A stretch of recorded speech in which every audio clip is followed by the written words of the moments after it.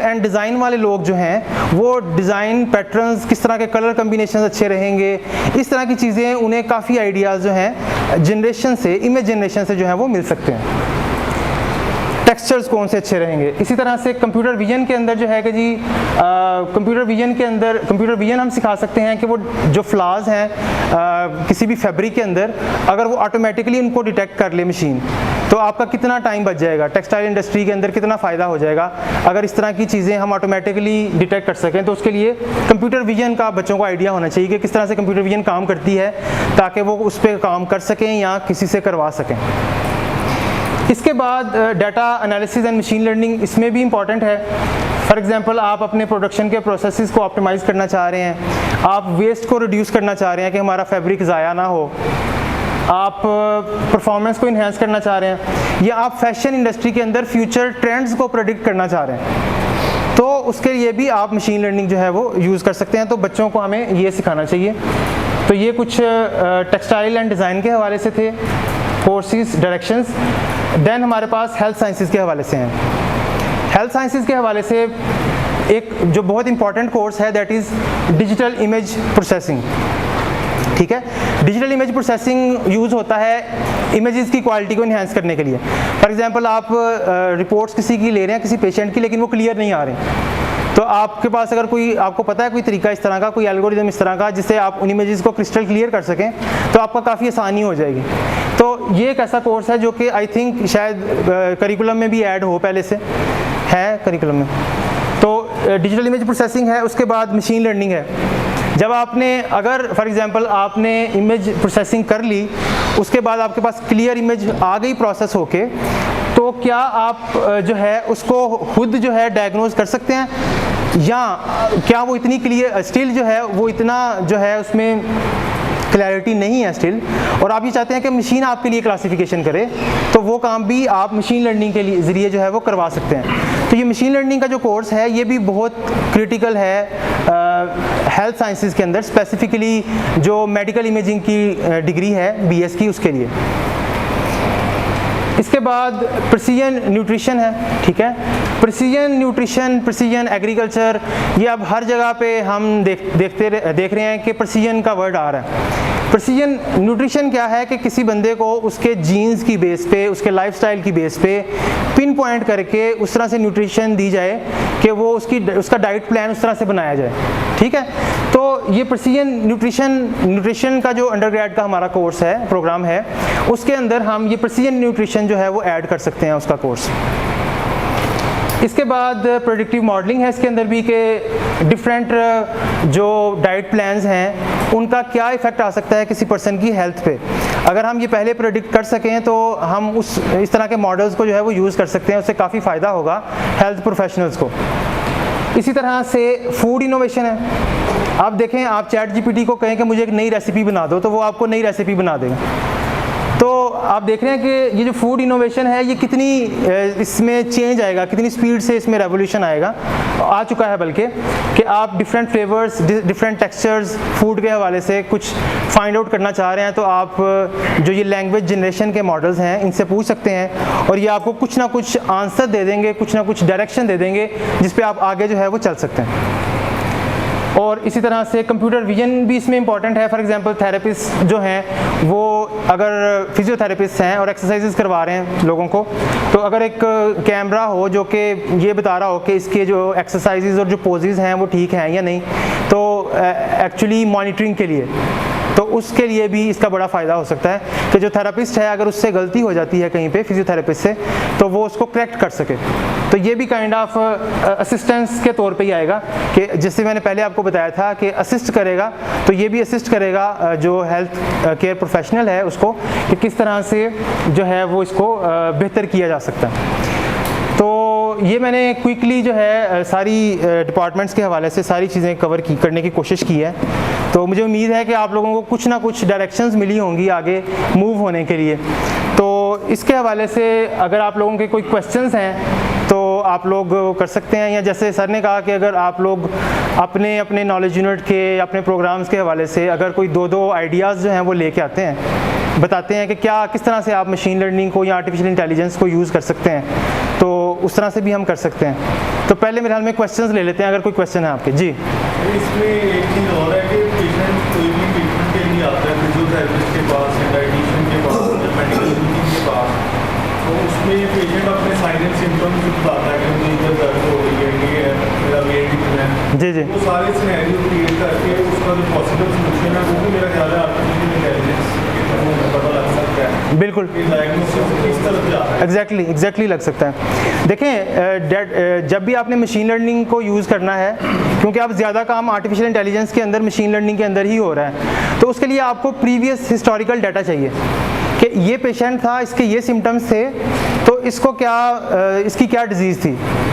ठीक है, वो आपके पास ह्यूज डाटा होगा, देन आप उसको यूज़ कर सकते हैं मॉडलिंग के लिए। दूसरा मेरा सिंपल सा क्वेश्चन है कि ये जो चैट जीपीटी आप बता रहे हैं बार-बार, तो ये तो आप फौरन ही इंकॉर्पोरेट कर सकते हैं अपने स्टूडेंट्स को जो थीसिस वगैरह लिखते हैं। जी जी, तो ये पेड है या अनपेड है? इसमें दोनों वर्जन अवेलेबल हैं। फ्री वाला भी काफ़ी हद तक आपका काम कर देता है, और बल्कि इसका एक अल्टरनेट भी है। अगर आप लोग बिंग यूज़ करते हैं तो बिंग के अंदर भी अब आपके पास ये अवेलेबल है। तो बिंग के अंदर आप ओपन करके उसके साथ चैट कर सकते हैं, तो वो आपको बताएगा कि ये अगर इसके ये सिम्टम्स हैं, वो ये भी आपको बताता है कि इसके लिए ये क्वेश्चन फॉर एग्जांपल आप उसको मज़ीद पूछ सकते हैं। तो आपके जैसे ही आप चैट जीपीटी को यूज़ करना शुरू करेंगे तो आपको नए नए आइडियाज़ आना शुरू हो जाएंगे कि हम किस तरह से इसको क्वेश्चंस कर सकते हैं कि ये हमें आंसर करे, और आपको बहुत ज़्यादा फ़ायदा होगा।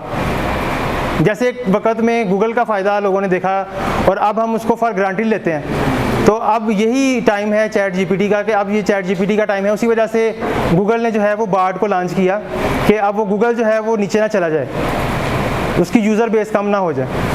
ठीक है सर, चैट जीपीटी आपने बताया 2 वर्जन जी, एक पेड है, एक अनपेड है। जी, तो जो अनपेड है उसमें तमाम मॉड्यूल्स शामिल है जो कि पेड में है, कि हमें वो पे ही करना पड़ेगा, कुछ खास चीज़ें उससे एक्सपेक्ट। देखें जो चैट जीपीटी उसके 2 वर्जन्स हैं, चैट जीपीटी 3 और 4।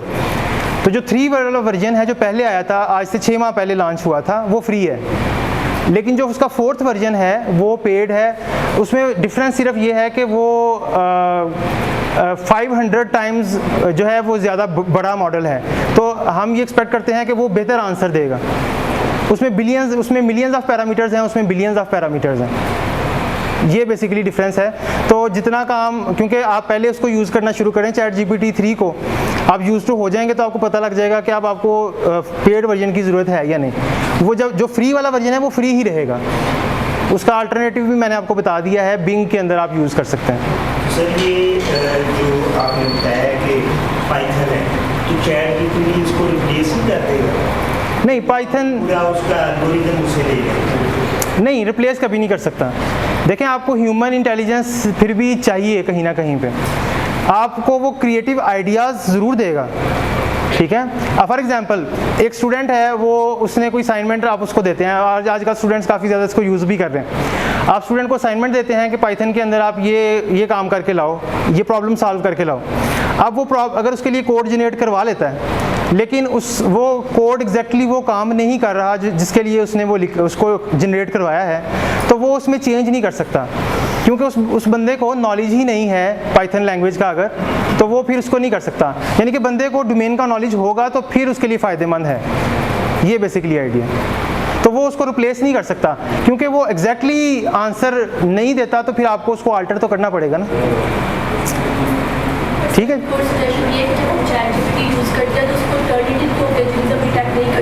लेकिन AI डिटेक्शन और टूल्स हैं जो डिटेक्ट कर लेते हैं, तो फिर इसलिए हमें चैट जीपीटी से जो मटीरियल मिल रहा है उसको अनडिटेक्टेबल AI के पास भेजते हैं, तो वो जो मटीरियल देता है उसको वो डिटेक्टर्स भी डिटेक्ट नहीं कर सकते, तो ये भी अफेक्ट होता है। देखें, मैंने पहले स्टार्ट पे ये बात की थी कि इसको आप, ये हमारे लिए, हमारी जो है ना पाकिस्तानी कौम के लिए बहुत ज़्यादा रिस्क भी है इसमें, क्योंकि हम लोग हैं पकी पकाई खीर खाने के आदी।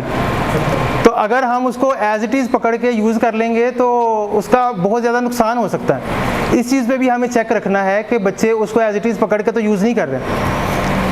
जो आपने कहा कि टर्निटिन जो है वो डेफिनेटली AI को डिटेक्ट कर लेता है, और ये अगर आप इसको यूज़ करना शुरू कर देंगे सिर्फ फॉर ग्रांटेड लेके ही इसी तरह से, तो शायद वही टाइम आ जाएगा जैसे आज हमारा कैलकुलेटर्स का हिसाब है कि हमें मेंटली खुद से कोई कैलकुलेशन करनी पड़े तो हमें समझ नहीं आती, फिर हम कैलकुलेटर निकाल के यूज़ करते हैं। तो ये जो आपके मेंटल स्किल्स हैं इनको साथ साथ आपने बहाल रखना है, इनको साथ साथ आपने ग्रूम करना है, तो फिर ही आप आगे जा सकते हैं। अगर आप एज इट इज़ पकड़ के यूज़ कर लेंगे तो फिर काफ़ी ज़्यादा सीरियस कंसर्न होगा। ये जो ChatGPT है, जी इसमें जो इन्फॉर्मेशन है जी जी उनका रेफरेंस मिल सकता है, और अगर वो मिल जाए तो उसको चेक कैसे कर सकते हैं? जी, ChatGPT के अंदर जो है ना रेफरेंस नहीं मिल सकते, लेकिन Bing के अंदर हमें रेफरेंस मिल सकते हैं। तो आप Bing यूज़ कर लें, Bing के अंदर उसमें रेफरेंसेस भी आते हैं और नीचे उनके लिंक्स भी होते हैं कि उसने वो कंटेंट कहाँ से लिया है, क्योंकि Bing जो है वो रियल टाइम पे सर्च करता है और देन वो आपको वो आंसर जनरेट करके देता है और उसमें रेफरेंसेस भी ऐड होते हैं। जी sir adding to the risk हमारी हिस्टोरी क्लास जी जी आप कह रहे हैं सबने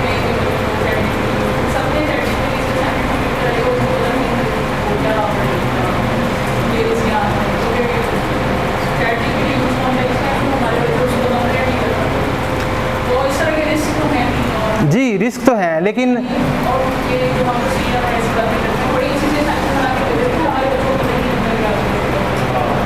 को भी इतना अच्छा होना चाहिए, मैडम सॉरी टीचर को भी इतना अच्छा होना चाहिए, असाइनमेंट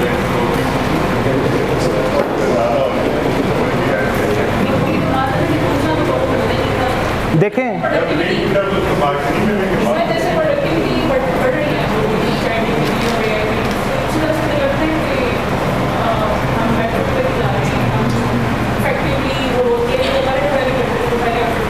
देखें टीचर्स जो हैं वो उन पे हैवी रिस्पॉन्सिबिलिटी होती है और उन्हें बहुत ज़्यादा एफर्ट करनी पड़ती है। मुझे लगता है कि हम जिन लोगों से पढ़े हैं उनमें से कुछ टीचर ऐसे थे जो कभी ओपन बुक में वो क्वेश्चन देते थे, जो क्वेश्चन पेपर था वो कहते थे बुक देख लो, इंटरनेट देख लो, जो मर्ज़ी देख लो।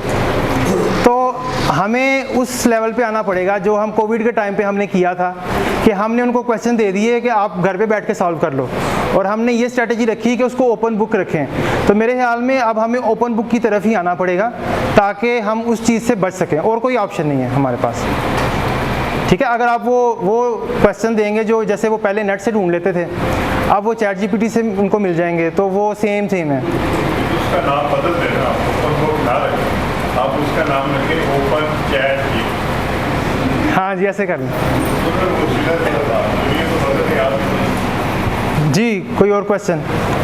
जी मीडिया डिपार्टमेंट में स्टूडेंट मेरा सवाल आपसे ये है, मुझसे कौन सा सवाल? जी ज़रूर। सर इटली में ChatGPT क्यों बैन किया गया? और मैंने सुना है कि ChatGPT जो पेड होता है उसको AI डिटेक्टर नहीं पकड़ सकता। देखें पेड वेरिएंट आता है ना ChatGPT का, उसको AI डिटेक्टर नहीं डिटेक्ट कर सकता क्योंकि वो पेड है। जी देखें, आपने दो क्वेश्चन पूछे हैं। पहला ये क्वेश्चन है कि बैन क्यों किया गया। इटली में तो जब एकदम से कोई नई टेक्नोलॉजी आती है तो उसमें यही रिस्क होता है, जो रिस्क हम डिस्कस कर रहे हैं अभी थोड़ी देर पहले से, कि आपको नहीं पता कि उसका इफ़ेक्ट क्या आ रहा है सब लोगों पे। तो आप एक काम तो ये कर सकते हैं कि उसको बैन ही कर दें। तो ये है, लेकिन इसको बैन किया जाना चाहिए या नहीं किया जाना चाहिए, ये अलग डिबेट है। लेकिन मेरे ख्याल में इसका फ़ायदा जो है ना वो नुकसानात से ज़्यादा है। ठीक है, और दूसरा आपका क्या क्वेश्चन था? सर जो पेड होता है ना ChatGPT, जी जी जी, AI डिटेक्टर, उसका भी आंसर हमने ऑलरेडी डिस्कस कर लिया है कि आप ओपन बुक उनको दें। तो ऐसा क्वेश्चन दें, खुद से बना के क्वेश्चन दे दें जो उसको कहीं से उसका आंसर ना मिल सके ना। ठीक है जी, कोई और क्वेश्चन? शेयर करना चाहूँगा। जी जी श्योर। रिसेंटली मैंने एक जर्नल में पेपर सबमिट किया। At the time of submission, it was asked that whether you have used the ChatGPT or any AI tool. तो उस टूल को आप मेंशन करें।